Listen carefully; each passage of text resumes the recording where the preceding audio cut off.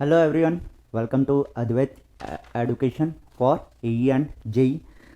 जैसा कि सर का वीडियो अगर आपने देखा होगा तो सर ने बताया कि ये जो अद्वैत एजुकेशन एसएससी जेई मतलब जो जेई और एई के एग्ज़ाम होते हैं उसका टेक्निकल और नॉन टेक दोनों वीडियो इस चैनल पे आने वाले हैं। ठीक है ना, अद्वैत एजुकेशन पे आपको देखने को मिलेंगे। और मेरा नाम है दीपराज चंद्राकर। मैं मैकेनिकल जो टेक्निकल वाला पार्ट आने वाला है ना, उसका हेड हूँ। और मैं आपको जो टेक्निकल पोर्शन मिलने वाला है मैकेनिकल में उसका पूरा ध्यान रखूँगा। ठीक, जैसे आप अगर प्रिपरेशन शुरू कर रहे हैं और इम्पॉर्टेंट क्या है कि भाई अगर मैं कहूँ कि इस पर्टिकुलर पोर्शन में क्यों जाना चाहिए, किसी एक स्टूडेंट को एई जेई के लिए क्यों जाना चाहिए, अगर आपको चाहिए कि जॉब करना है ना, तो जॉब के लिए ये एक मैं बोलूँ एक ऐसा मुद्दा है, एक ऐसा एरिया है जहाँ पे लोगों को काफ़ी जॉब मिलता है। क्योंकि आप एई जेई का प्रिपरेशन करते हैं तो स्टेट का भी निकलता है, साथ के साथ आपका अगर मैं सेंट्रल लेवल पे बात करूं तो दो मेनली एसएससी के दो मेनली जेई के एग्ज़ाम होते हैं। एक एसएससी कराती है और एक आरआरबी कराती है। ठीक, सो मेरे पास कुछ स्ट्रक्चर है जिसके बारे में मैं बात करता हूं आप लोगों के साथ, है ना। जैसे अगर मैं बोलूं एसएससी जेई होता है एक एग्ज़ाम जिसपे जेई का आपका पोर्शन रहेगा, जिसमें मैकेनिकल टेक पोर्शन भी पूछा जाता है।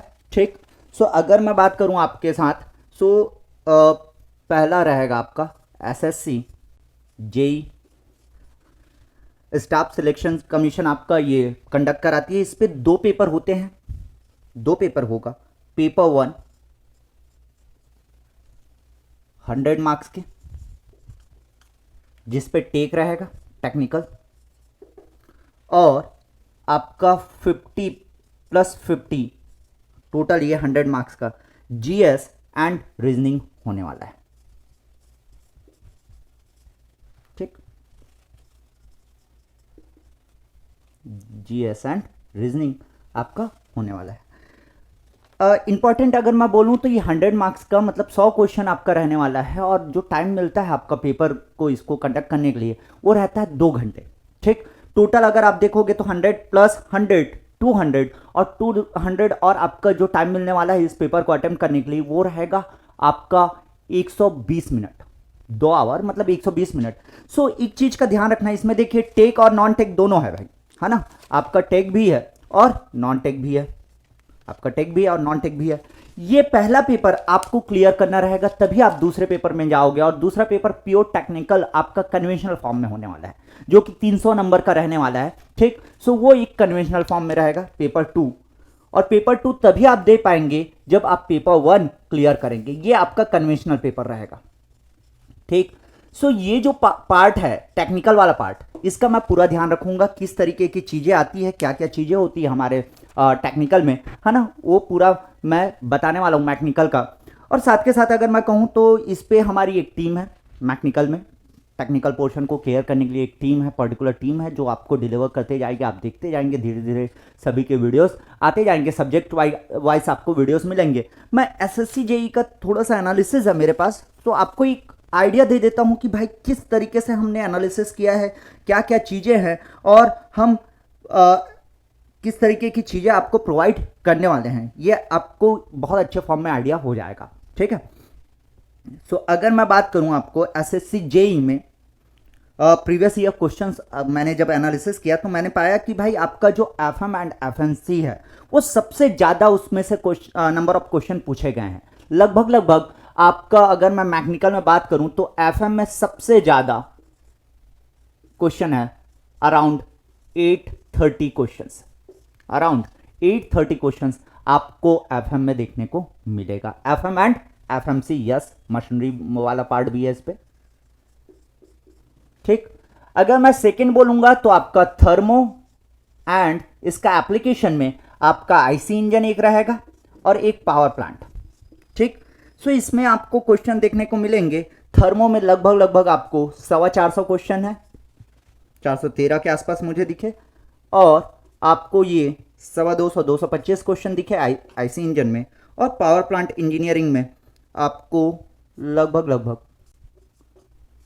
174 क्वेश्चंस। तो आप देखिए ये दो सब्जेक्ट और एफएम और thermo and application, IC engine उसी का पार्ट है, पी भी उसी का पार्ट है, पावर प्लांट इंजीनियरिंग, पीपीई बोलना चाहिए, पावर प्लांट इंजीनियरिंग उसी का पार्ट है। ठीक। सो आप ये दोनों ही सब्जेक्ट में देख सकते हैं काफ़ी वेटेज है, ये इसको और इसको मिला के अगर आप ये अच्छे से कवर करते हैं, है ना, तो इसका वेटेज आपको देखने को मिलेगा एग्जाम में भाई, एसएससी के एग्जाम में। इसके अलावा अगर मैं सब्जेक्ट के बारे में बात करूं तो आपका एक प्रोडक्शन है, यस प्रोडक्शन,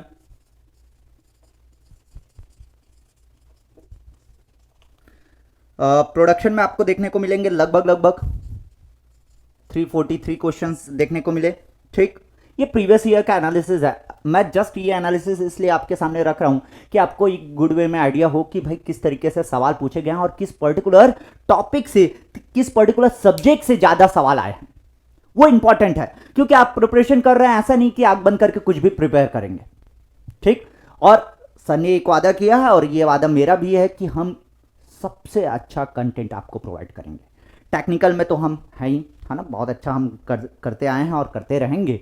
आपको अगर मैं बोलूं एसएससी टाइप के एग्जाम में बेसिक इंफॉर्मेटिव क्वेश्चंस पूछे जाते हैं, वन लाइनर जो क्वेश्चंस होते हैं उस तरीके के सवाल ज़्यादातर पूछे जाते हैं और उस वे में हम सिलेबस आपका कवर कराएंगे। ठीक, इसके अलावा अगर मैं बोलूं आपको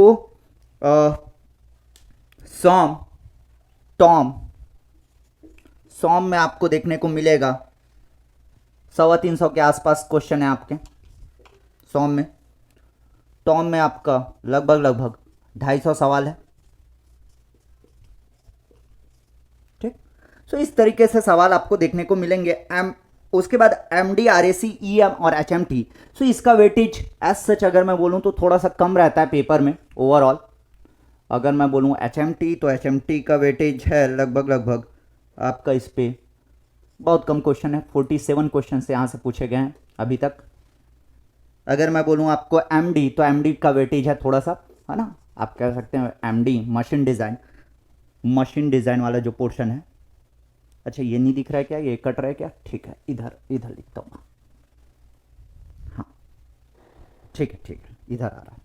सो आपको दैट इज हुआ, मैं एमडी और एचएमटी के बारे में बता रहा था। एमडी में लगभग आपको 160 क्वेश्चन के आसपास देखने को मिले, 157, और एचएमटी में 47 क्वेश्चन है। सिमिलरली आपको ईएम और एक आपका आरएसी भी इसी का पार्ट है ना, आप थर्मो का एप्लीकेशन पार्ट में डाल सकते हैं भाई आरएसी में अगर मैं कहूं तो आपको 98 क्वेश्चंस।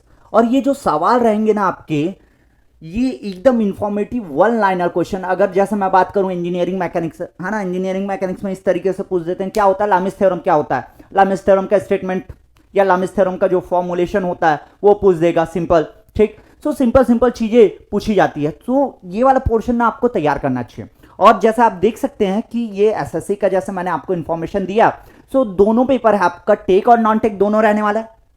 नॉन टेक का इसी चैनल पे आपको सारी चीजें मिलती जाएंगी, जिस तरीके का रिक्वायरमेंट रहेगा वो सारी चीजें हम प्रोवाइड करेंगे नॉन टेक। ठीक, टेक्निकल वाला पोर्शन मेरा है जिसका मैं विशेष रूप से ध्यान रखने वाला हूं और आपको उस तरीके से चीजें प्रोवाइड करवाऊंगा मैं कि भाई आप सिर्फ और सिर्फ इन्हीं चीजों को फॉलो करेंगे और आप एग्जाम की ओर बढ़ सकते हैं, एग्जाम क्रैक कर सकते हैं। ठीक है ना, सो ये चीजें आपको देखने को मिलेगी और कन्वेंशनल भी हम साथ के साथ आपका कवर कराएंगे। क्लियर है? ठीक, ये सारी बातें आपको ध्यान रहनी चाहिए। आप एक स्क्रीनशॉट ले लीजिए अगर अभी आप प्रिपरेशन स्टार्ट करने का सोच रहे हैं। सो इस तरीके का कुछ वेटेज देखने को मिला है एसएससी जेईई में।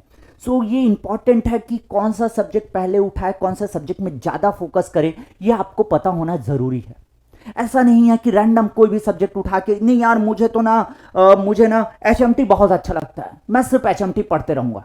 सो नहीं ना, एग्ज़ाम है, एग्जाम में आपको सारे सब्जेक्ट देखने को रहेगा। ठीक, सिमिलरली अगर मैं बोलूं तो एक होता है आरआरबी, ये इरेज कर रहा हूं भाई।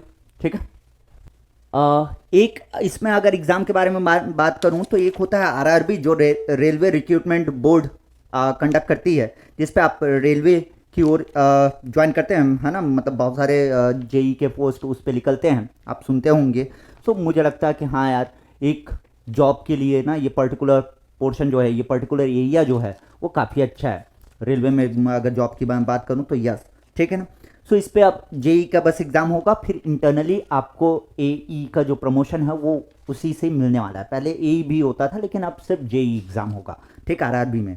सो आरआरबी में आपके 2 पेपर रहने वाले हैं। आरआरबी के बारे में अगर मैं बात करूं, सेकंड आरआरबी जेई, इस पे भी 2 पेपर रहेगा, ठीक, पेपर 1 एंड पेपर 2। और अगर मैं नॉन टेक के बारे में बात करूं ना, तो नॉन टेक इस तरीके से रहेगा कि आप जैसे कि ये आरआरबी हो गया, एक एग्जाम के बारे में अगर मैं बात करूं, और सो आपके जो स्टेट के पीएससीज होते हैं, लगभग लगभग अगर मैं बोलूं तो सारे स्टेट कंडक्ट कराती है, चाहे वो यूपी हो, चाहे राजस्थान बोर्ड हो, है ना, चाहे वो एमपी हो, चाहे छत्तीसगढ़ हो, तो ये सारे स्टेट एक एग्जाम कराती है जिसपे आपको एई का पोस्ट मिलता है, ठीक है ना। और साथ के साथ सब इंजीनियर वगैरह जो रहते हैं ना, वो सारे सारे एग्जाम्स आपको देखने को मिलेंगे, और वो सबका सिलेबस इस पर्टिकुलर चैनल में देखने को मिलेगा, ठीक है। उसी के हिसाब से हम चीज़ों को प्लान किए हैं। अगर मैं कहूँ आपको नॉन टेक के बारे में अगर मैं बात कर रहा था, तो नॉन टेक में ना ऑलमोस्ट कुछ चीज़ें जैसे आरआरबी और एसएससी जेई में ना, नॉन टेक में थोड़ी बहुत चीज़ें चेंजेस हैं।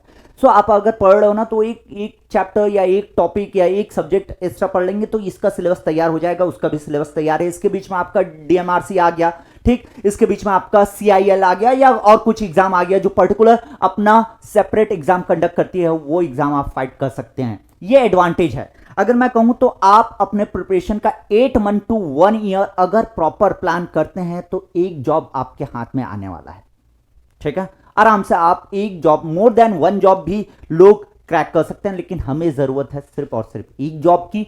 सो वो एक जॉब आपको मिल जाएगा। और एडवांटेज क्या है पता है, अगर आप प्रिपेयर कर रहे हो और प्रिपरेशन अच्छा चल रहा है आपका, तो बहुत जगह से आप देखोगे, है ना, जस्ट आपको ये अवेयर रहना पड़ेगा कि अभी कहाँ का पर्टिकुलर पोस्ट निकला है जहां मैं फॉर्म फिल कर सकता हूं, ठीक। इवन दो आप दूसरे स्टेट के पीएससी में जो एई और जेई के एग्जाम्स होते हैं उस पर भी फिल कर सकते हैं फॉर्म। सो इन बातों का ध्यान रखना है। जैसे लास्ट ईयर राजस्थान में बहुत सारा रिक्रूटमेंट आया था, ठीक। सो बहुत सारे स्टूडेंट वहां पे गए, उन्होंने वो एग्जाम दिया है, ठीक है। सो ये चीजें आपको देखने को मिलेगी, और ये आसानी से आप कहीं ना कहीं अपना जो जगह है वो फिक्स कर सकते हैं। क्लियर है, ठीक। सो इस पे भी आरआरबी में अगर मैं बोलूं तो ये सेकंड पेपर में आपका टेक और थोड़ा सा पोर्शन आपको नॉन टेक देखने को मिलता है। फर्स्ट पेपर में नॉन टेक देखने को मिलता है, मैथ्स रीजनिंग टाइप की चीजें आपको देखने को मिलेगी। सिमिलरली अगर मैं स्टेट पीएससी में अगर मैं बात करूं तो इस पे भी आपको एई और जेई दोनों पोस्ट देखने को मिलता है, ठीक।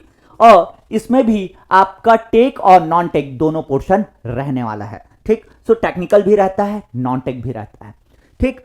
सो देखिए, अगर मैं कहूं अभी तक मैं जितनी बातें बताया हूं ये तो जस्ट इंट्रो कर रहा हूं। इस चैनल पे आप सभी आ रहे हैं, और इंपॉर्टेंट ये है कि अगर हम एफर्ट मार रहे हैं तो आपका भी एफर्ट जरूरी है यार। कोई भी चीज़ ना ऐसा नहीं है कि आप सोच लिया और आपको मिल जाएगा, उसके लिए एफर्ट लगाने की ज़रूरत है। अगर आप ये वीडियो देख रहे हैं, मैं कैमरा के इस एंड में हूँ, इसका मतलब है मैंने काफ़ी एफर्ट लगाया है, तभी मैं यहाँ पे स्टैंड कर रहा हूँ, ठीक। मेरा बैकग्राउंड अगर मैं बताऊँ तो मेरा मास्टर्स है आईआईटी बॉम्बे से, और मैं लगभग 7 साल से टेक्निकल फील्ड में हूँ, ठीक है ना। और इस फील्ड में ऑब्वियसली आप कहीं पे भी रहें, कहीं पे भी रहें, आपको एफर्ट की ज़रूरत रहेगी यार। सिंपल सी चीज़ है आपके जीवन में, एकदम सिंपल उदाहरण है कि आप खाना भी खाएंगे तो थाली में अगर खाना आ गया ना तो वो सीधा मुंह में नहीं आने वाला, उसको भी उठा के खाना पड़ेगा। सो मतलब मेहनत ना आपको करना रहेगा, एफर्ट लगाने की ज़रूरत रहेगी। और अगर मैं कहूँ मुझे क्या चाहिए, सो आप लोगों का ना रिस्पॉन्स चाहिए। आप प्रॉपर रिस्पॉन्स करो, आप शेयर करो, चैनल को शेयर करो, ज़्यादा से ज़्यादा लोग आते जाएंगे, ज़्यादा से ज़्यादा हमको उस तरीके से चीज़ें मिलती जाएंगी। वो रिस्पॉन्स में एक ना एक ऐसा पॉइंट हमको जरूर मिलते जाएगा कि भाई हम ये चीज़ें भी कर सकते हैं, ये भी चीज़ें कर सकते हैं। इस तरीके के हमारे पास है, हम वो चीज़ें करते आए हैं अभी तक जो स्टूडेंट का रिक्वायरमेंट को फुलफिल किया है टिल नाउ, ठीक। ये हमने आज तक किया है और आगे भी करते रहेंगे। सो बशर्ते ये है कि आपका जो एफर्ट है, क्योंकि बाकी जगह ना स्टूडेंट अपना एफर्ट दिए हैं, सो मैं आपसे भी उम्मीद करता हूं कि आप भी एफर्ट करेंगे, ठीक। ऑब्वियसली यार, है ना, आप मुझे रिटर्न दो, मैं आपको प्रोवाइड करते रहूंगा चीजें, ठीक है। सो आज के लिए इतना ही, और आगे चीजें आती रहेंगी, मैं आपसे मिलते रहूंगा, मैं बात करते रहूंगा। टेक्निकल पोर्शन में जो मैकेनिकल वाला है, स्पेशली मैक का है ना, उसका पूरा केयर करूंगा मैं, ठीक। So thank you so much dear. इस चैनल को सब्सक्राइब करो, शेयर करो ज़्यादा से ज़्यादा अपने फ्रेंड्स, अपने कॉलेज का जो ग्रुप है वहाँ पे शेयर कीजिए, अपने फेसबुक पे शेयर कीजिए, और यहाँ आइए और अपना जस्ट मैं बोलूँ 100% एफर्ट दो, जॉब आपका निकल जाएगा, आपको जॉब मिल जाएगा, ठीक है। सो thank you so much, love you all, God bless you all.